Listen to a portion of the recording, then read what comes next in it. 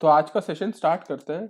और आज के सेशन में हम लोगों को देखना है कि जो हम लोगों ने पिछले सेक्शन में देखा था डेलियानीज फ्रेंड सर्किट। क्यों देखा था डेलियानीज फ्रेंड सर्किट? क्योंकि हम लोगों को second order band pass filter बनाना था, वो भी बटरवर्थ वाला। तो आप जानते हैं बटरवर्थ साहब तो यही चाहते ही थे कि आपका जो फिल्टर बने वो कुछ ऐसा बने, मतलब यहाँ पे आपका पास बैंड बने, यहाँ पे आपका स्टॉप बैंड, यहाँ पे स्टॉप बैंड, ठीक है, ऐसा कुछ सर्किट बने। और हम लोग क्या हो रहे थे, हम लोग जो सर्किट बना रहे थे वो कुछ ऐसा टाइप का सर्किट बना रहे थे। तो ये आपका डेलियानीज फ्रेंड सर्किट से हम लोगों ने इस सर्किट को बनाया था। और अगर हम इसका क्यू को अच्छा करते चले तो ये क्या है ना, ये ऐसा बनना शुरू हो जाएगा, ऐसा बनेगा और ऐसा बन के आएगा जो हम लोगों को एक्चुअल रिक्वायरमेंट है। तो हम मेनली चाहते ये हैं कि हमारा जो क्यू है वो बढ़ जाए, लेकिन इतना मत बढ़े कि वो फिर ऐसा ऐसा पल्स स्पाइक जैसा देने लग जाए। तो क्यू की वैल्यू इतनी बढ़ जाए कि आपका ये जो शेप है ये बटरवर्थ जैसा बन जाए, ये हम लोगों की मेन रिक्वायरमेंट होती है। तो उसी रिक्वायरमेंट को पूरा करने के लिए हम लोग इस सर्किट को या इस टॉपिक को देखते हैं। वो है आपका Q enhancement of friend circuit. मतलब जो फ्रेंड सर्किट आप लोगों ने पिछले लेक्चर में पढ़ा है उसका क्यू इन्हेंसमेंट कैसे किया जाए वो हम लोग देखते हैं। ठीक, अगर क्यू इन्हेंस्ड नहीं रहेगा तो ऑब्वियसली ये ग्राफ ऐसा बनेगा और ऐसा बनेगा, जो हमको नहीं चाहिए कायदे से। हमको नहीं चाहिए कि ये पास बैंड से स्टॉप बैंड के बीच में इतना लंबा टाइम लगे। अरे थोड़ा सा टाइम लगे और फट से ट्रांजिशन हो, ये हम चाहते हैं। तो ऐसा ना हो करने के लिए हम आगे देखते हैं, ठीक है। तो देखिए ये बिल्कुल पॉसिबल है कि हम लोग हाई वैल्यू ऑफ क्यू रख पाए। ये कैसे होगा? ये ऐसे होगा कि अगर हम लोग एडिशन करते हैं, ठीक है, एडिशन करते हैं कोई फीडबैक नेटवर्क का, सम फीडबैक नेटवर्क, ठीक, कुछ फीडबैक हम लोग लगाते हैं, ठीक है, अगर फ्रेंड सर्किट में, तो ये कायदे से हो सकता है, ठीक। और इसी को बोलते हैं क्यू इनहेंसमेंट। तो अलग से टॉपिक आएगा 8 नंबर में, Q enhancement of friend circuit. तो आपको समझ जाना है कि आपको क्या करना है, फ्रेंड सर्किट में कुछ फीडबैक फीडबैक एडिशन करना होगा, उसको अपन क्यू इनहेंसमेंट बोलते हैं, ठीक। जो ओवरऑल सर्किट बनेगा क्यू इनहेंस सर्किट, उसका जो क्यू की वैल्यू होगी वो बहुत ज्यादा होगी, ठीक है। लेकिन और जनरली जो फ्रेंड सर्किट होता है, आपका जो फ्रेंड सर्किट होता है वो क्या होता है, वो मॉडरेट क्यू पे काम करता है। मतलब उसकी जो क्यू की वैल्यू होती है वो बहुत ज्यादा भी नहीं होती, बहुत कम भी नहीं होती, मॉडरेट वैल्यू ऑफ क्यू पे ये डिपेंडेंट है फ्रेंड सर्किट, ठीक। और इसी को बढ़ाने के लिए क्यू एनहांसमेंट सर्किट लगाया गया है। अगर आपको याद होगा तो ट्रांसफर फंक्शन आपका फ्रेंड सर्किट का, अगर याद है आपको, मैं लिख लेता हूँ, transfer function of friend circuit, ठीक। ये अगर आपको अगर याद नहीं होगा तो लिख देता हूँ। फ्रेंड सर्किट का वो 1/QS है, divided by S square plus 1/QS plus 1/1, ठीक। ये है, ये आपका ट्रांसफर फंक्शन था फ्रेंड सर्किट का, अगर आपको याद होगा तो। इसमें अगर हम लोग एक फ्रैक्शन ऑफ आउटपुट वोल्टेज, अब आपको याद है हम लोगों ने क्या किया था पहले, पहले यहाँ पे डेलियानीज फ्रेंड सर्किट था। इसमें अगर आपको ध्यान हुआ तो यहाँ लो पास, हाई पास और लो पास को कास्केडिंग किया गया था।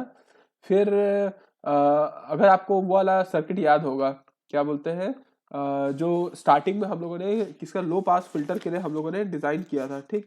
तो उसमें सेलेन की सर्किट में हम लोग कुछ फीडबैक लेके जाते थे, कुछ पोर्शन ऑफ फीडबैक इनपुट में। वैसे ही हम लोग इसमें भी यही करेंगे।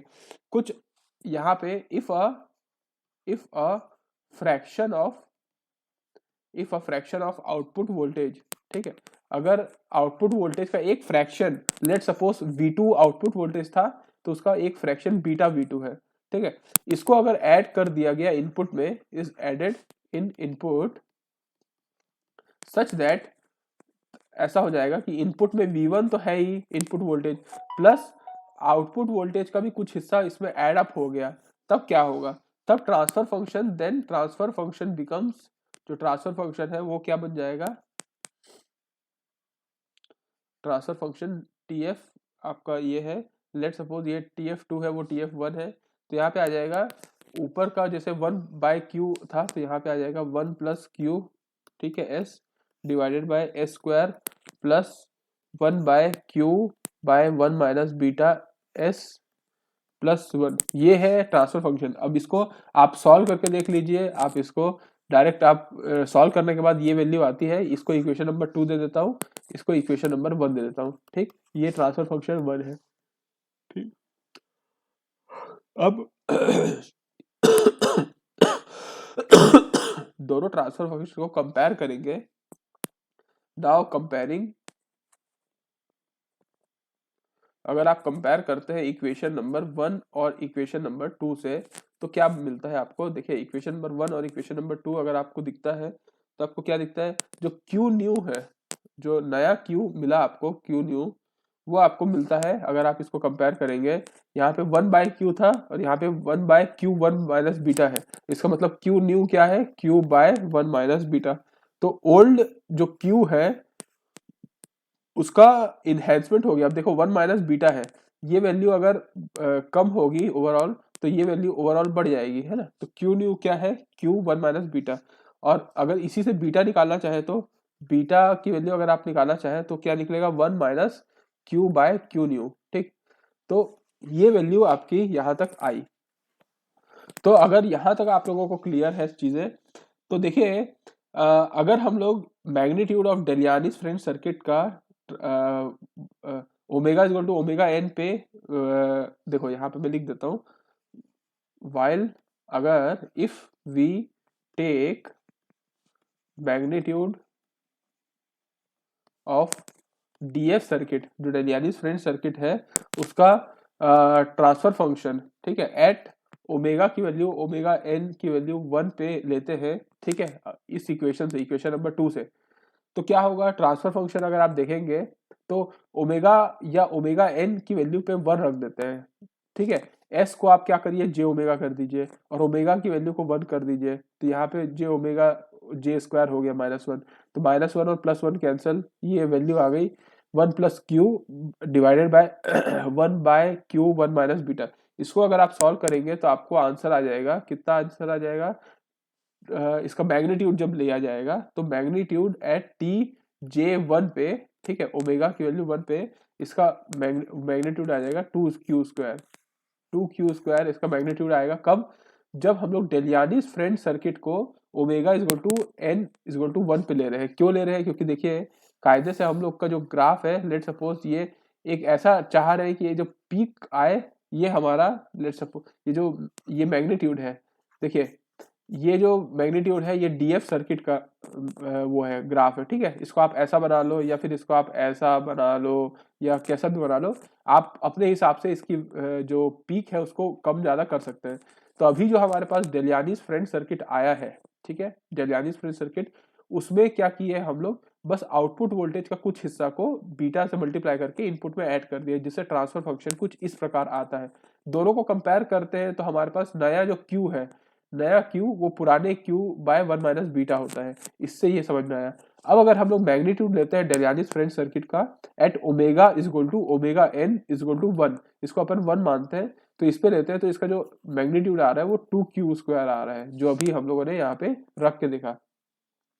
तो resonance frequency transfer function is not flat, ये याद रखिएगा कि ठीक ओमेगा इक्वल टू ओमेगा मतलब 1 पे ये जो सर्किट है ये फ्लैट नहीं है, ऐसा फ्लैट नहीं है, ये ऐसा है कुछ, ठीक है।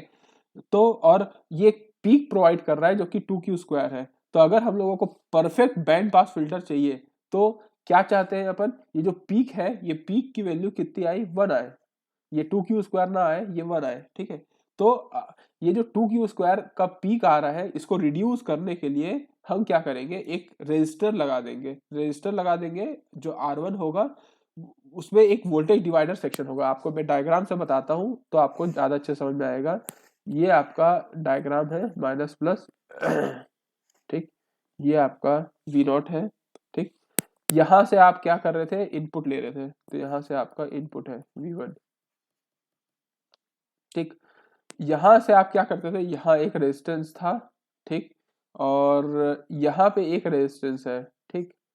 और उसके बाद फिर आप क्या करिए? कैपेसिटेंस लगा दीजिए, यहाँ से आप एक कैपेसिटेंस लगा दीजिए और यहाँ से आप रेजिस्टेंस लगा दीजिए और इसको आप कनेक्ट कर दीजिए और इसको आप यहाँ से कनेक्ट कर दीजिए। ठीक, अब देखिए ये आपका पुराना डीएफ सर्किट अगर आप देखेंगे तो पुराना डीएफ सर्किट में आपको ध्यान होगा, देखिए यहाँ R1 था, यहाँ CC था, यहाँ पे रेजिस्टेंस था, बस यहाँ नीचे में एक ठोक रेजिस्टेंस लगा दिए हैं। ठीक है, बाकी सारी वैल्यू देखो, ये वाली 4Q² है, ये 1/2Q है, तो इसको अपन लिख देते हैं। ठीक है, यहाँ पे 4Q² है, 4Q², ये 1/2Q, ये 1/2Q। ठीक है, और यहाँ पे जो रेजिस्टेंस है उसकी वैल्यू क्या रहेगी, 1/h, और ये है 1/1 - h। ठीक है, जहाँ h की वैल्यू क्या है, h की वैल्यू है 1/2Q²। ठीक है, ये आपकी वैल्यू है। तो ये वैल्यू क्या है, देखिए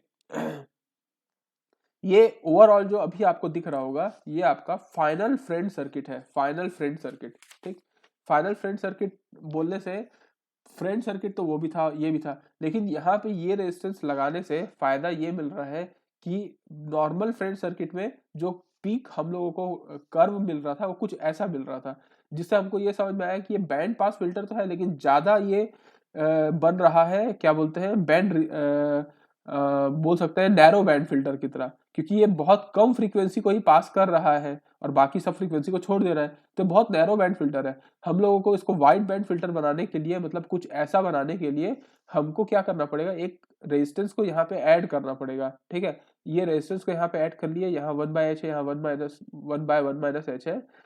उससे क्या हुआ, बेसिकली अपन कर क्या रहे हैं, कुछ सम फीडबैक नेटवर्क ही अपन दे रहे हैं इनपुट में, जो कि यहाँ पे आ रहा है। ठीक, तो यहाँ पे देखिए TF2 की अगर अपन बात करें, TF2 की अगर बात करें, तो अगर अपन यहाँ पे इसकी मैक्सिमम वैल्यू लेंगे तो मैक्सिमम वैल्यू कितनी हो जाएगी, अगर आप यहाँ पे देखते हैं। ठीक है, जो आपका यहाँ पे आया था ये तो मैग्नीट्यूड हो गया, इसकी मैक्सिमम वैल्यू कितनी हो सकती है TF2 की। ठीक, जब अपन Q की वैल्यू कब लेंगे, जब ओमेगा n = 1 की वैल्यू है। ठीक है, और यहाँ पे आपका ट्रांसफर फंक्शन 2 का जो मैक्सिमम वैल्यू है, मैक्सिमम वैल्यू वो आपका आ जाता है 1/1 - बीटा। ठीक है, ये इसका मैक्सिमम वैल्यू होता है।